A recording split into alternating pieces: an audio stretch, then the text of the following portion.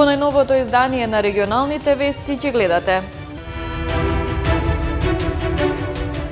За создавање заедничка туристичка понуда. Градоначалникот Билјал Касами на средба со повеќеми на негови колеги, градоначалници на косовски општини.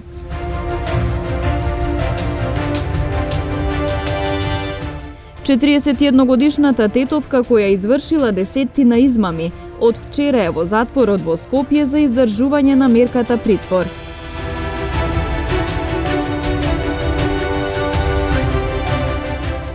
Светскиот ден на водата 2023 година е можност за забрзување на промените за да се реши кризата со вода и санитација.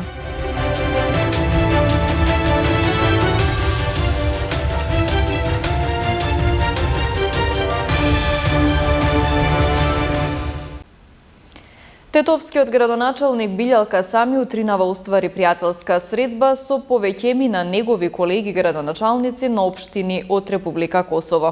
Главен акцент на состанокот беше ставен на туризмот и создавање заедничка туристичка понуда на општина Тетово со албанските општини од регионот за туристите од странство. По состанокот градоначалниците ги посетија шарената џамија и комплексот Арабати Баба Теќе во Тетово. Тетовскиот градоначалник Билјал Касами утринава оствари пријателска средба со повеќеми на негови колеги градоначалници на општини од Република Косово. Иницијативата за ваква средба произлегла од амбасадорот на Албанија во Косово, а истата се реализираше во духот на меѓусебната соработка на општина Тетово со албанските општини од регионот. Како што истакна градоначалникот Касами, заедницата на албански општини од регионот има веќе неколку заеднички проекти, а се размислува и за нови во интерес на граѓаните кои живеат и работат во местата каде што тие се градоначалници. Денеска имаме на посета градоначалници од реонот од Косово, од Прешевската долина, од Сербија. Тоа е иницијатива на амбасадорот на Република Албанија во Косово, господин Минџози, која произлезе од претходните состаноци кои ги имавме заедно да се организира една ваква посета во општина Тетово и заедно со градоначалници од други градоначалници од Северна Македонија да продолжиме со посетата во општина Поградец во Албанија. Тоа е во духот на досегашната соработка помеѓу општините во реонот, како и билатералната соработка досегашна, но и во иднина. Исто така да информирам дека ние веќе имаме заеднички проекти со некои од општините кои се присутни тука, но исто така планираме да реализираме такви проекти во иднина. Така да овој состанок, значи ова посета е во духот на разгледување на можностите на една соработка во интерес на граѓаните на нашите општини, но како што кажа и градоначалникот на Ѓакова, и во интерес на соработка меѓу нашите држави во реонот. Значи ние као градоначалници, као представници на народот можеме да придонесеме да се засили соработката и помеѓу нашите држави. Целта на денешната средба, меѓу другото, беше да се дискутира за развој на туризмот во делот на Западна Македонија, Албанија и Косово, за да им се овозможи на туристите заедничка туристичка понуда од овие земји. Веќе постои заедница на албански општини во реонот, во која Тетово е дел и некои други општини од Македонија, од Косово, од Албанија, тоа од подамна како унија како заедница на општини. Ова што е состанокот денеска нема некое формално здружување, туку е соработка, како што кажа и амбасадорот, соработка во рамките на некои области кои ги покриемаме по-конкретно во делот на туризмот. Значи, тоа што веќе нашите држави и влади соработуваат во заеднички состаноци, ние сакаме тоа да го имплементираме на терен, долу во соработка, во конкретна соработка помеѓу општините. Значи нема некоја формална организација, туку по покана се поканети сите градоначалници на Косово, општините во Косово и во Албанија ги имаме покането сите од Западна Македонија општините и во Албанија ќе посетиме Поградец во делот на создавање Поконкретно, значи, ова е во делот на разгледување на можностите на создавање на некоја заедничка туристичка понуда на туристите. Затоа што знаеме дека како држави сме мали да доаѓаат туристите и да посетат само една држава, кога би соработувале, таа туристичка понуда би била многу поразновидна и попривлечна за туристите од надвор. По состанокот кој беше реализиран во просториите на општина Тетово, групата косовски градоначалници заедно со тетовскиот градоначалник и неговите соработници се упатија на туристичка посета на Шарената џамија и комплексот Арабати Баба Теќе во Тетово. На дневна основа имаме целосна координација на фискалната со монетарната политика, оцени денеска министерот за финансии Фатмир Бесими. Финансиските пазари во оваа година гледаме и што се случува на меѓународната финансиска сцена, значи стануваат многу турбулентни и релативно скапи.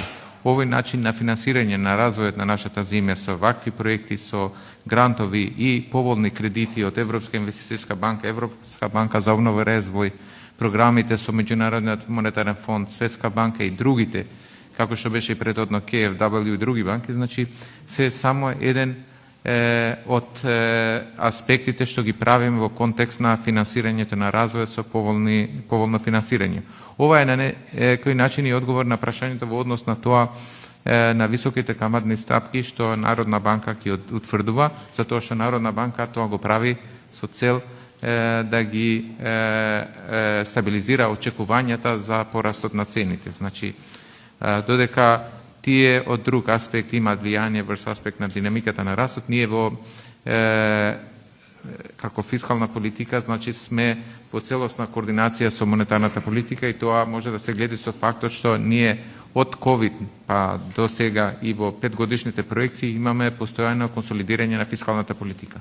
Консолидирањето на фискалната политика значи намалување на дефицитот и намалување на јавниот долг, а при тоа подршка на растот со реформите што ги правиме. Тоа значи дека се остава поголем простор за монетарната политика да не оди преостро во однос на каматните стапки. Предпоставете во овој период дефицитот да не беше помал во однос на претходните години од 8,2 2020, постојано се намалува и оваа година проектира на 4,6, во наредните 5 години да биде на ниво 3%, тоа ќе значеше повише трошење од страна на буџетот, повеќе задолжување и повисоки каматни стапки, дури и тоа што се сега кај нас. Значи, апсолутна координација постои, тоа на дневна основа. Утре може да не видите заеднички на конференција регионална виенска иницијатива, каде што ќе бидам јас заедно со гувернерката и други финансиски институции и гувернери од регионот, како и институции финансиски од Европа и пошироко. Веста за откриен и ископан тунел во Скопскиот затвор Идризово, кој 8 осуденици сакале да го искористат за бегство, силно одекна во регионот. Но проблемите со затворскиот систем во Македонија не се решаваат за еден ден, изјави вице-премиерот за европски прашања Бојан Маричич. Проблемите во затворскиот систем се длабоки и траат секако долго. Владата во повеќе наврати се осврна на состојбите во затворскиот систем. Знаете дека во последната година-две имавме неколку смени на директор во затворот Идризово, кој што е оценет како критична точка во целиот систем. Исто така неодамно имавме смена на директорот на управата за извршување на санкции. Во координација со Комитетот против тортура од Советот на Европа и со нашите партнери од Европската унија и од Соединетите држави ќе работиме на искоренување и на корупцијата во затворскиот систем, но и подобрување на условите. Ова што се случи со случајот со тунелот, мислам дека е добра опомена и добро е што излегуваат тие аномалии во јавност, за да можеме да ги коригираме и да можеме да работиме на нив. Мислам дека и во текот на вчерашниот ден на седницата на владата беше сменен директорот на затворот Идризово, веднаш по објавувањето на вести беше именуван полицискиот генерал во пензија Зоран Јовановски за нов директор на затворот Идризово. 41-годишната тетовка која извршила десетина измами, од вчера е во затворот во Скопје за издржување на мерката притвор. Во домот на 43-годишен гостиварец пронајден бил кокаин, а 20-годишник е лишен од слобода поради поседување марихуана. Полициски билтен на СВР Тетово. Судија во претходна постапка на Основниот суд Гостивар на 41-годишната тетовка вчера ја определил мерка притвор од 48 дена. Таа на 20 март беше лишена од слобода во Гостивар по член 247 од Кривичниот законник и кривично пријавена од СВР Тетово на дворешна канцеларија за криминалистички работи Гостивар дека минатата и оваа година извршила десеттина измами. Осомничината измамите ги извршила на подрачјето на Гостивар, Тетово и Скопје, лажно ветувајќи им на измамените дека за одреден паричен надоместок ќе им обезбеди работни визи за Германија, но и други измами. Пријавената спроведена е во казнено-поправната установа затвор Скопје во Скопје за издржување на притворот.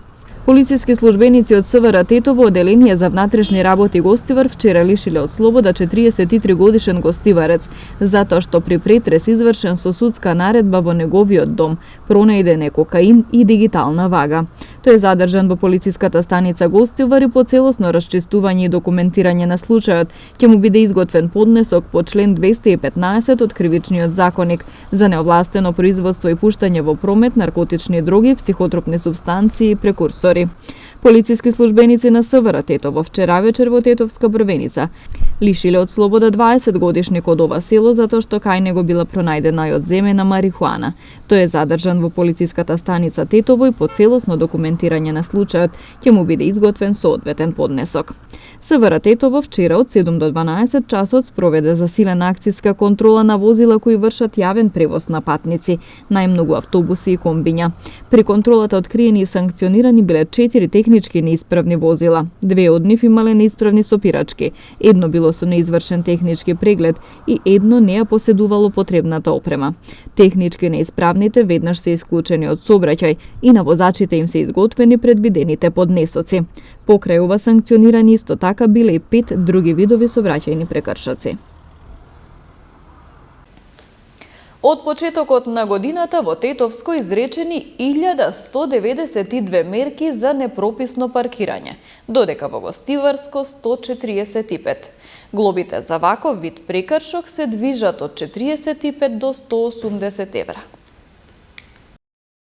Во изминатите нешто повеќе од 2,5 месеци од годинава на поширокото Тетовско подрачје вкупно биле изречени 1192 мерки за непрописно, односно погрешно паркирање, а на Гостиварското подрачје 145.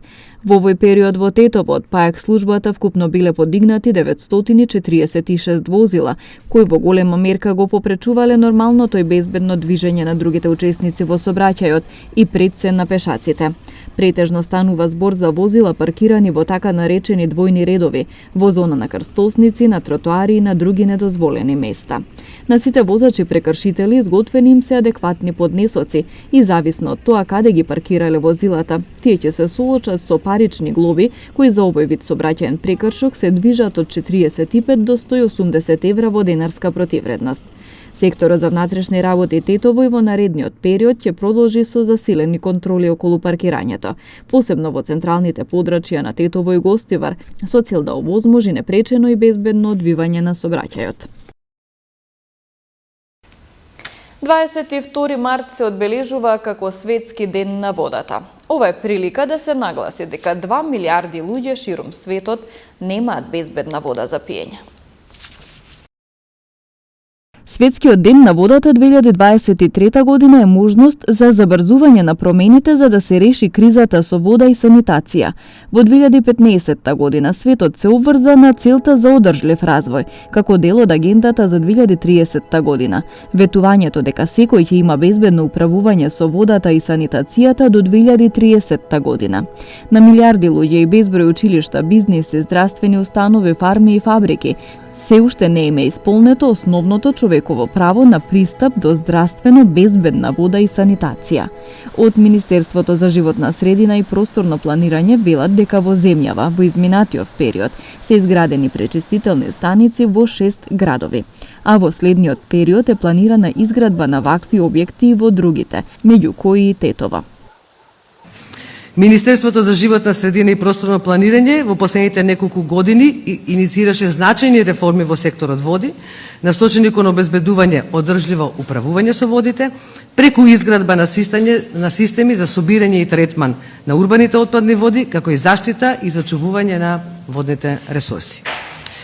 Со подршка на Европската Унија во Република Северна Македонија успешно заврши изградбата на пречистителните станици за отпадни води во Прилеп, Радовиш, Струмица и Кичево, со билатерална помош од швајцарската влада во Гевгелија и Кочани, а очекуваме наскоро да започне изградбата на пречистителна станица за отпадни градови во Битола и Тетово, кои се предвидени за финансирање во рамките на инструментот за предпристапна помош ИПА-2.